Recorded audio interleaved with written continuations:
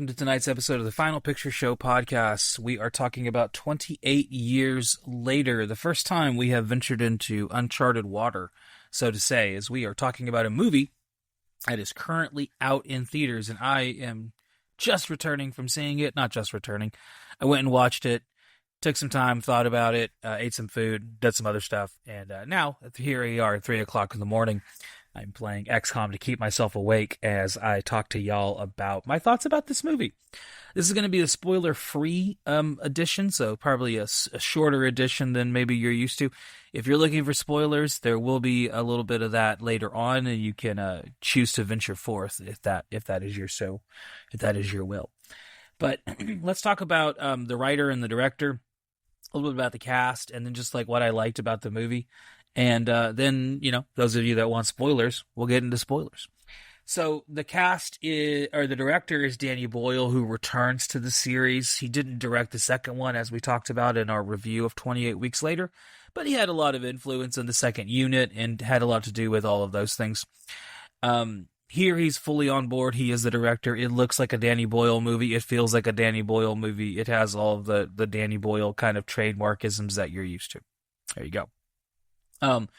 Written by Alex Garland, who wrote the first one, did not write the second one, has written and directed numerous movies, as we talked about when we got into him on our review of 28 Days Later. Not going to bring up that subject once again. If you want to know, go and watch the episode. Shameless plug. These two gentlemen are back here at the helm of this movie, which took a development process of at least 2007, I think, is when they started trying to get the third one made. So it's been a long time. It's been a while. And I'm sure that this version has undergone different permutations and different versions that we have existed as the idea has changed. I mean, since 2007 or 8, there has been kind of this idea of a third installment that's been mapped out. I remember reading that in 2010, I think Alex Garland, or 2011 or something like that, 2010 to 2013, Alex Garland kind of already had it written. So that was interesting. Now, the interesting thing here is that this is not going to be just a one and done. This is going to be something that they are going to be revisiting a couple of times going forward. So this starts another little trilogy. So depending on how you look at it, this is either the second one, and 28 Weeks Later is kind of its own little sub-story that's unrelated to this core story. Or perhaps, since we don't know yet, 28 Weeks Later will be further referenced in some of the movies that are coming up. Don't know. I know Imogen Poots from the second one said that she was interested in returning from her character in the second movie. So that could be something that happens there. Not 100% sure. But one thing that is set up in this movie is that the second film is a little bit more in question. It's a little bit more dubious now. Excuse me, losing my voice. It's a little bit more dubious now in terms of where that second film is in canon here now that we have this one. Because this one kind of goes a completely different direction that is unique and different than maybe some people were expecting. And I enjoyed it, as we'll talk about in a moment. And so our cast here is a unique one. We get Ralph Fiennes joining us as the doctor character who is going to become important much, much later. We also have this kind of odd... Oops, sorry, my thing got all messed up where I can't click anything now. There it goes. Yay! So Ralph Fiennes plays this character that is really interesting. And in terms of his meaning in the story, and I really love Ralph Fiennes' performance here, and I thought this was a really wonderful way to show him off, and he's great in this movie. Aaron Taylor Johnson is also great here. He plays Jamie, the scavenger dad figure, who shows up and has a lot to do with the first half of the movie, at least. And then our two kind of, one of our newcomers is Alfie Williams, who plays this character that is known as Spike, who's kind of the main character of the movie. And I don't know if he's ever been in anything else. If he has, this would be the first thing that I've ever seen him in. But I really liked him in this. I thought he was amazing. He's a child actor. Looks like he'd be like 11, 12, 13, something like that. He's great. Great in this movie. Absolutely great in this movie. Amazing.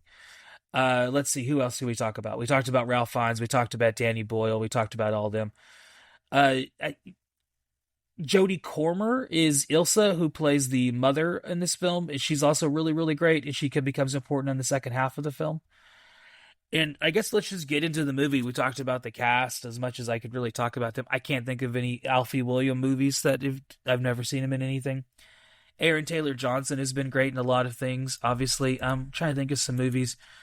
Is he's Kick-Ass, right? Yeah, I think he's the guy that plays Kick-Ass. So he's kind of like one of those dudes that he's in a lot of different movies, but man, he does not look like it because he kind of always takes on like a different persona under these roles where you don't really even notice that he is this kind of different character. Yeah, I like him. I think he's great, and he's really really good here too. And we get this, you know, the movie. Yeah, I don't. The intro, the way the movie starts and the way the movie ends are both fascinating things. Is how I will describe them as. Just very fascinating. But beyond the intro, I really liked the way it's filmed. You can tell that it's filmed with a iPhone type camera, and I think that that's fun. The way that all the things that it kind of all the things that it kind of allows you to do there. I think that that was cool. I liked the visuals of the film quite a bit. I really enjoyed the way it was filmed. There's some shots in the film that really stand out as being visually like really impressive, and I really appreciated that from just like a visual standpoint. I thought, yeah, this movie looks like a Danny Boyle movie. Um, Other things I really liked. I liked all the performances. I thought those were great. I really, really liked the intro. I thought the intro was very tense. It has some throat. The intro actually has a couple of callbacks to the act to 28 weeks later actually, which I thought was kind of interesting.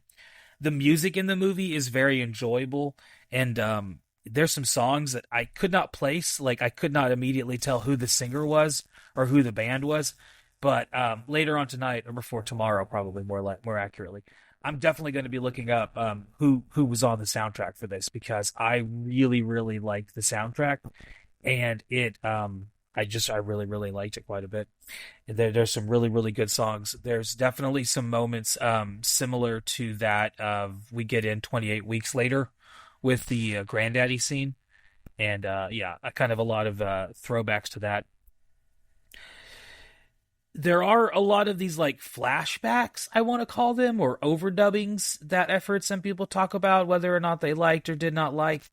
Um, some of them are good, some of them are confusing. I mean, my wife was watching it with me, and there was a couple of times she turned to me and she was like, "What the fuck is happening?"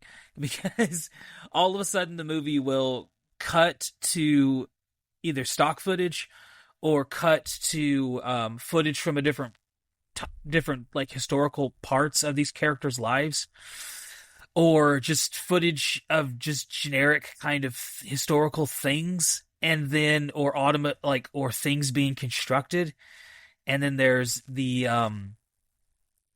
there will be like overdubbing, like very political overdubbing of like a speech, and so there's a lot of that, and some of that was good. I really liked it. I could see how some people who aren't used to such things in movies would not appreciate it because is a little confusing. I can understand. I can understand that. I can get that.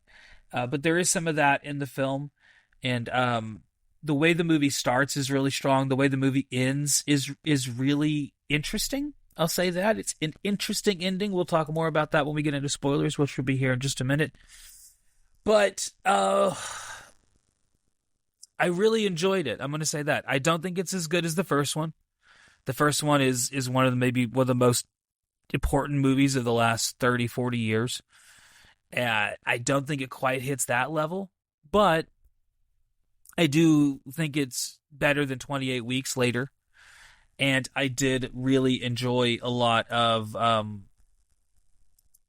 I enjoyed a lot of what I enjoyed a lot of the movie, honestly. I know a lot of people online have commented and said maybe that they didn't necessarily like certain things, but I definitely enjoyed a lot of what we got here, and the things I didn't like, I'm able to overlook without necessarily taking the whole movie down. So in that respect, I feel like it's definitely a movie that I would not say you need to rush out to theaters and see. I feel like it's a strong like 6 out of 10, 7 out of 10 at the end of the day. There's some parts of it I really enjoyed. There's some parts of it I didn't. Um, and the things I did like, I will definitely be interested in revisiting on further watches. It's definitely a movie that I think you need to watch a few times. I don't think it's one that you could just watch once and be like, all right, got it, don't need anything else here, or anything like that. I think it's definitely a movie that you need to ingest a couple times. Having just watched it once, I don't think I have enough of an opinion to really kind of say like, oh, it's this or it means that. There's a lot of themes and there's a lot of tropes he's dancing around, especially when it comes to kind of some of the stuff we talked to when we talked about 28 Weeks Later with gender roles and gender norms and what like how things are supposed to work. I think the movie's getting into some of that here as well. Um, but yeah, like we got or like I got into, it is a confusing at times movie to figure out exactly what's going on after just one watch. I will say, as a horror movie, I wasn't really there wasn't really any moments of intense. I say intense. There's a couple intense parts here, but there wasn't really any scenes that I was gore fest. There wasn't anything like anyone getting their eyes gouged out or anything quite like, as extreme as you see in the first or second films. There are some different things that happen. We get a little bit more information about the infection and how it has developed over the last like almost 30 years. So that's cool. But there's a lot of questions we have still as well. And I like that there's more questions than answers. I always think that that's the sign of a good story. And I feel like this parts of this are very, very well made. And there's some parts that aren't quite so well made. So for those of you that are watching the spoiler free, this is where you should leave the room. Say that again. Leave the room, because I'm about to get into spoilers after I take a drink of my water.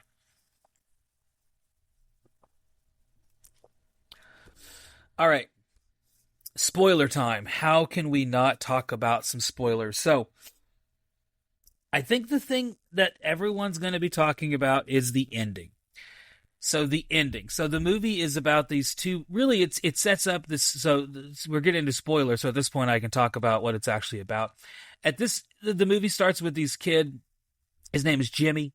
He's watching the Teletubbies at the end times, like you do, like you do. And all of a sudden, his little village gets overtaken, and Jimmy is having to make a run for it and live basically on his own. And then we cut, and we don't see Jimmy again until the end. We get to a different kid, a different story, the story about him and his dad. He lives in this village. There seems to be this like almost rite of passage where they have to cross into the mainland from this little island they live in order to collect resources and scrap, metal, whatever they need, right? His dad does this. His mom is sick. You later find out she has terminal cancer, and the kid doesn't know that, though. And so the kid and dad, they go on one of these missions. They almost get killed while doing this on one of these little missions on his first one. But his dad kind of, I wouldn't want to say gaslights him, but definitely hypes him up. Is like, oh, it went well. It went wonderful. Like, it was okay. These things happen. One of the things that does occur when they're out there is they do run into what they're called these alphas, which are these like highly mutated infected guys who are like giant, almost like aboriginal type looking dudes who with big beards, and everyone's naked. There was a lot of nudity. So everyone's naked and they're just running, and the alphas like to like rip people's heads. Also, the infected can have babies now. That's a new thing. And So Jimmy, not Jimmy, he'll come into play later. Spike, it goes back after his first little outing, and he's talking to the village people, and he's learning more about all these things. And he wants to help his mom because he knows his mom is sick and she doesn't have much time left. It seems like, and he hears about this doctor who lives out in the mainland, and so he's gone once, right? So he's going to go out by himself after his dad gets physically assaults him, basically. And so he goes out to the mainland with his mom in tow to get this doctor not to come back with them, but to help them by offering them some level of assistance. And when it comes to completing this little thing they have here of getting mom help, or at least what he assumes is help. So he is going to basically take mom on an adventure. So it's kind of in this way, kind of reminiscent of a lot of the post-apocalyptic movies we've watched, in the sense that it's very much like, well, this child is on his own in the post-apocalyptic world with a mother that has cancer or is dying at the very least. You don't know she has cancer until later, but she's dying, and so that's kind of the premise. This premise of the second half of the movie. This is where the movie begins to kind of fall apart, I will say, and not necessarily a fault of the movies, or maybe more of, I think, a fault of the writing. Here is, I think, maybe it would be my guess, is it seems like the writing is not quite what it needs to be at this part of the movie, because very, very quickly this goes poorly for mom and him, right? Like you would imagine. It's going to take like a matter of seconds before things go shitty. And things go shitty pretty well. Because mom, not only is she barely able to move, she's bleeding, she's also kind of got like a little bit of like dementia where she can't really remember things too much. So she's having a constant difficult time with that. But she's also able to maybe possibly kill and defend herself on her own. There's this whole weird dream sequence.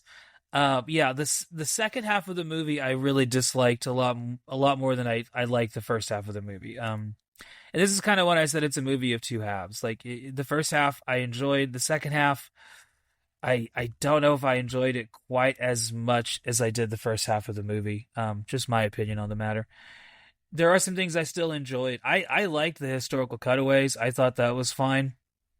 My wife did not like those. She immediately was like, "What the hell is this? Like, I do not like what's happening with all that nonsense." But, different strokes for different folks. I didn't mind it. I thought it was well done. I got the gist of what was, the purpose of what they were doing with them. So I understood that part and liked it. Trying to think of anything else that happens before we get to the ending that was like, so they make it to the doctor, and the doctor says, you put the lime in the coconut, you mix them both up. But rather, what actually is happening is the issue, though, is that mom has cancer, and she's terminal cancer. It's metastasized and is spreading, and she only has so much to live. And he's got this like little bone tower thing that he's building, because the thing is he's kind of like a crazy doctor, is kind of what we're told, and this kind of leads up to him kind of doing some odd things, like he offers to take care of mom in terms of, basically euthanizing her. And the scene is a little silly, the way it's shot, just because it happens so fast that she's just like, and now mom's dead. And here's her head. You want to go put it on the tower, kid? And then he's got a baby that they find that is kind of the other thing, that one of the infected has a baby, and mom almost dies trying to save the baby that they have, because they got this infected, but he's not an infected baby, but a baby came from an infected, and the magic placenta saved the baby, is what we're told to believe. Yeah, the second half of the movie kind of begins to fall apart, and then we get to the ending where little Spike is on his own again, and he is now he runs into Jimmy from the beginning of the movie. And now Jimmy is a tracksuit wearing, gold chain rocking, kind of like English stereotype, almost like Scottish, I guess this is in Scotland, Scottish soccer hooligan. He's got a whole gang of friends, and they're all wearing different colored tracksuits, and they have like golf clubs and weapons, and they can do like kung fu and karate and shit. And I'm not joking. This is how the movie ends. And then as Jimmy and his group do karate and kung fu and kill all of the infected that are about to take over Spike, they take Spike into their gang, and that's how the movie ends. Was with Jimmy showing back up at the very end and doing some odd kung fu aerobics type. I don't know. The ending was fucking weird. And it you leave the movie just like going, what the fuck was that? Like, that was the weird ass ending. Yeah. I gotta watch it again to further develop my opinion. Right now, it's pretty good.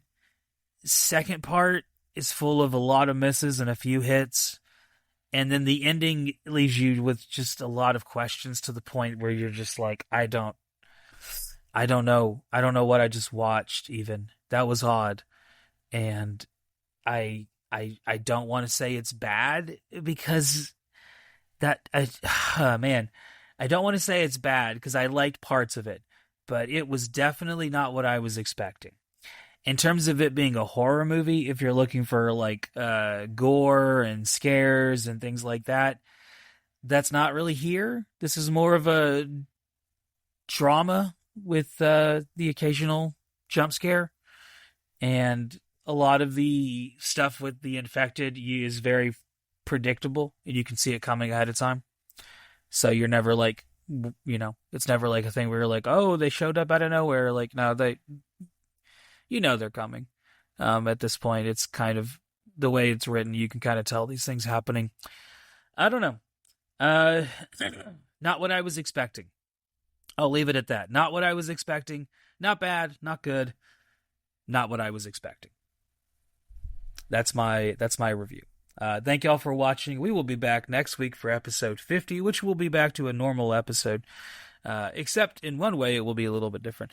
We'll have Travis back on the show, and next week to celebrate episode 50, me and him are going to talk about one of our favorite movies of all time while we take a break from the apocalypse and do something a little bit different as we watch The Departed from 2006. So, see y'all then, and thanks for watching. Bye.